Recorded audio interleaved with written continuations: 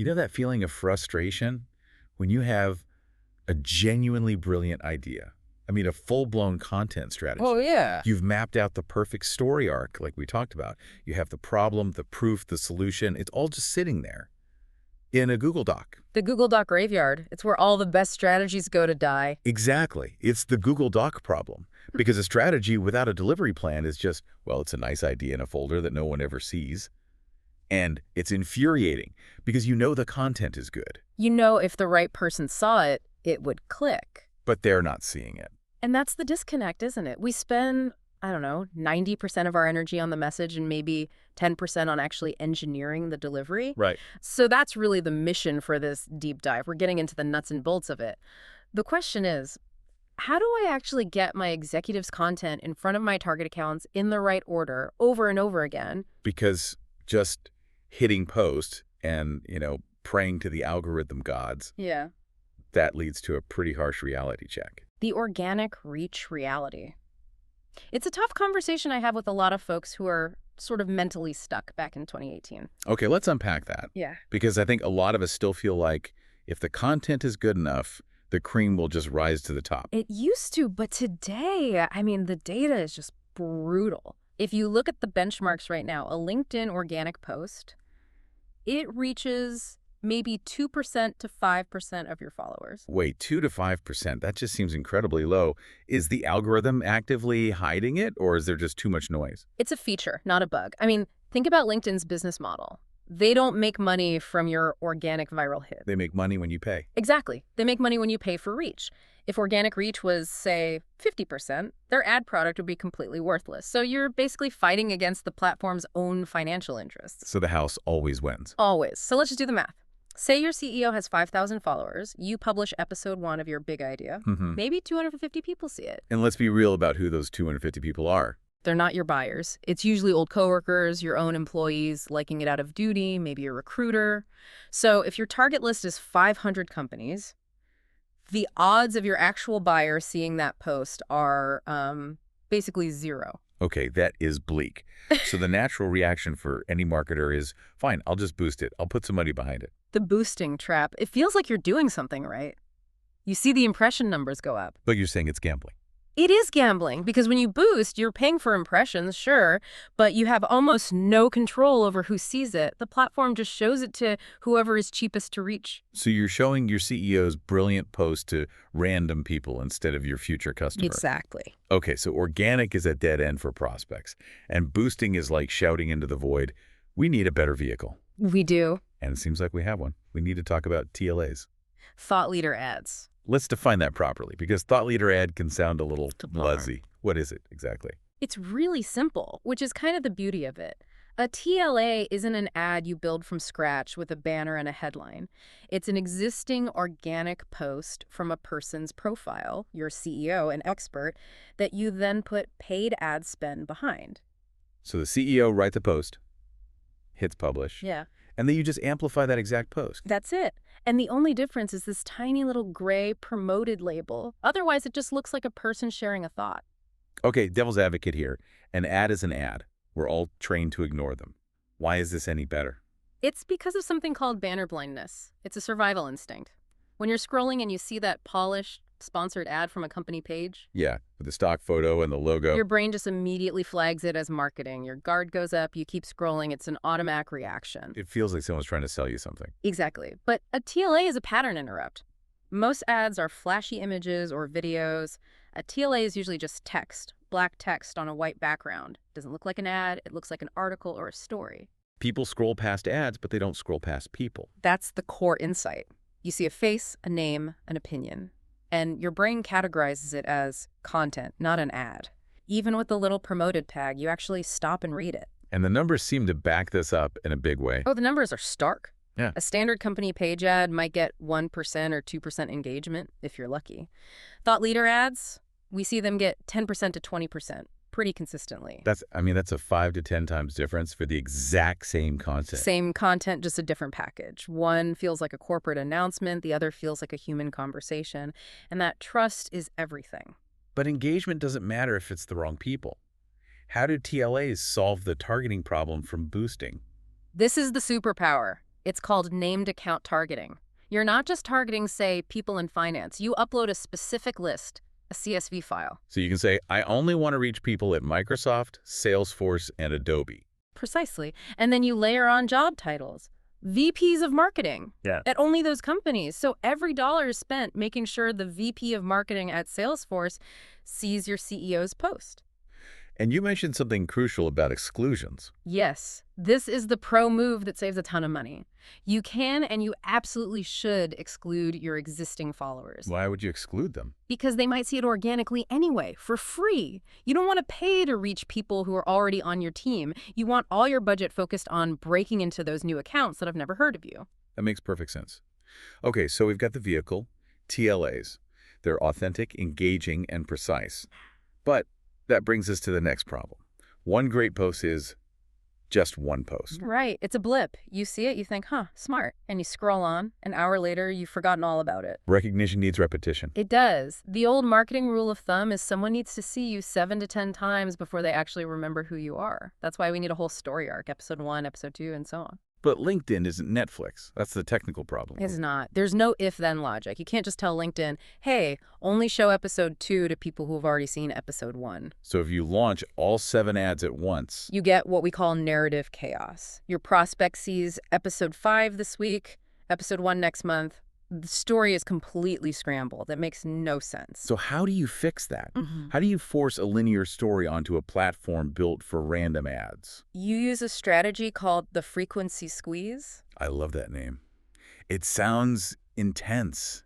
How does it work? It's a two-phase system. The idea is you have to literally squeeze your audience through the narrative together, like a cohort. Okay, so what's phase 1? Phase 1 is saturation. You launch episode 1, and you don't just let it drift out there. You set a really high frequency cap. We're talking 30 impressions per person over just 7 days. Whoa, hang on. 30 times in 1 week. That sounds like I'd be harassing them. If I saw the same person's face 30 times, I would block them. And in a different context, like on Instagram, you'd be right. But you have to understand the physics of the LinkedIn feed. 30 impressions doesn't mean they read it 30 times. What does it mean? It just means it loaded on their screen. They probably scrolled right past it the first 10 times. Maybe they glanced at the headline the next 5. You have to account for the fact that they're going to ignore most of them. So you're just trying to burn the image into their brain. Exactly. It's a sprint to break through the noise. But you have a very specific goal. You do this until you reach 70% of your target audience list. And why 70%? Why that number? It's the tipping point. You can't move to episode 2 until you know that at least 70% of your audience has seen episode 1. Otherwise, you leave people behind and the story breaks, so you squeeze until you hit that number. Okay, so we've sprinted with episode 1. We hit 70%. Now what?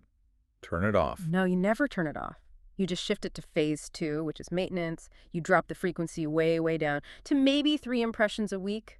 Just a little whisper to stay top of mind. And at the same time. At the exact same time, you launch episode 2 in saturation mode. So the audience is now getting hit hard with episode 2, while episode 1 just sort of fades into the background. And you just repeat that process. A rolling wave. It's a rolling cohort, exactly. Yeah. You're moving your entire target market through your story together, week by week. You're manufacturing order out of chaos. That is genuinely clever. But I have to ask the obvious question. I know what's coming. This sounds expensive. Saturation mode, 30 impressions. I feel like my budget would be gone in an hour. And this is what we call the team lunch revelation. The team lunch revelation. Let's do the math, because this is where it gets wild. Yeah. Let's say you have 100 target accounts, and in each one there are 3 key decision makers. Okay, so that's 300 people. A very small audience. A tiny audience. Now, let's say you want to hit them with 15 impressions each per month. That's a solid frequency. So 300 people times 15 impressions is 4,500 total impressions. 4,500. In the ad world, that's like nothing. It's a rounding error. So LinkedIn ads are sold by CPM, cost per thousand.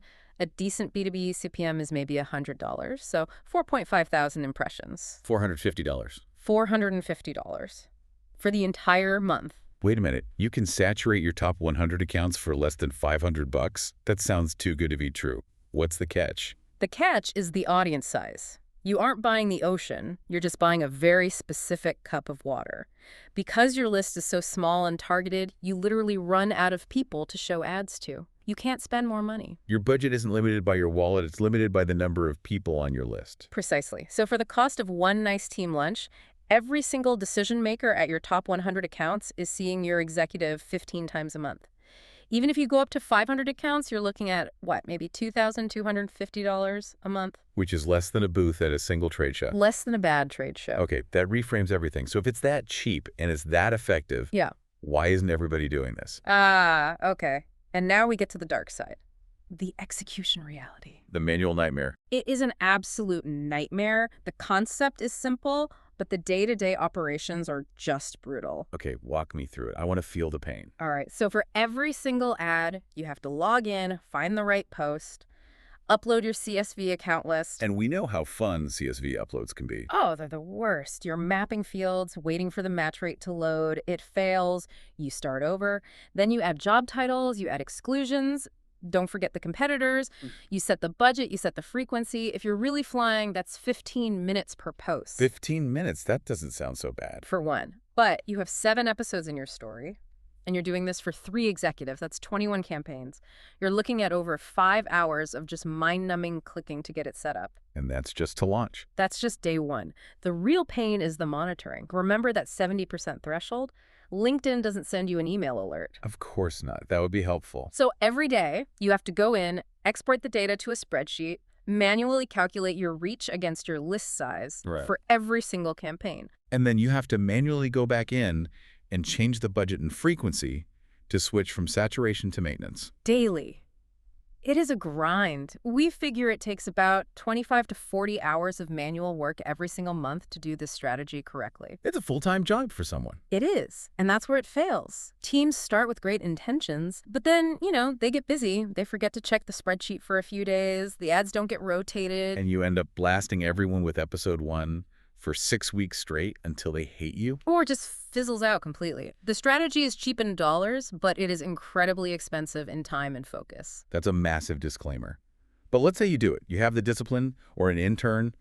What's the actual output here? We're not just doing this for vanity impressions. No, not at all. The entire point is to generate warm account lists. What does that actually look like? Okay, imagine a weekly report that hits your sales leader's inbox. It doesn't say, we got 5,000 impressions. That's useless for sales. Right. It lists your target accounts by name. It says, Microsoft, they have seen episodes 1 through 7. We've reached 78% of the buying committee. Status, ready for outreach. So it's basically a cheat sheet for the sales team. It's exactly that. And it also says, Snowflake, they've only seen episodes 1 to 3. Coverage is low. Status, still warming. It tells them where to focus. It totally changes the context of that first call. Completely. The old way is a salesperson calls Microsoft and says, hi, I'm Jake from Acme. Can we talk? It is a cold, painful call. Resistance is through the roof. Now, the new way. The salesperson calls and says, hi, I noticed a few folks in your team have been engaging with our CEO's posts about the organic reach crisis. It's a warm call. It's a warm call. It changes everything. You start getting that. I love this phrase. The I've seen you everywhere effect. Yes, that's the goal. When the prospect gets on the phone and says, oh, Acme Corp. Yeah, I feel like I see your CEO stuff all the time. I was actually going to look you guys up. That's when you know it worked. Marketing did the warming, the content built the trust. Sales is just there to close the loop. You're not kicking the door down. It's already open a crack. Exactly. You trade volume for velocity. You're making 10 smart calls instead of 100 cold ones. Okay, let's wrap this up. We've gone from the death of organic to the nightmare of spreadsheets. We have. The big picture of this whole deep dive. The vehicle is the thought leader ad, using a human face to get past the ad filters. The engine is that frequency squeeze, forcing a narrative through that saturation maintenance cycle. The fuel is surprisingly cheap. That $450 a month team lunch budget to own your top 100 accounts. And the destination is that warm account list, giving sales the intelligence to call the right person at the right time. It's the complete system. It is. It really makes you question where marketing budgets are going. Why spend thousands on broad awareness when you could spend hundreds on deep influence? It really does. But if I can leave you with one final thing to think about, we figured out how to deliver the content. We know how to see that an account is warm. But it brings up a whole new question about measurement. In what way? Well, most marketers are obsessed with measuring clicks. But in this strategy, A click is almost irrelevant. I don't care if they clicked the link. I care if they consumed the idea. A click is a finger movement. Penetration is a mind movement. Exactly. Clicks are vanity, but penetration is sanity. And figuring out how to really measure that, how to know for sure you've reached 78% of the committee, that's a whole other deep dive. Sounds like we've got our topic for next time. I think we might. Thanks for listening, everyone. Now go rescue that great strategy from your Google Drive. We'll see you next time.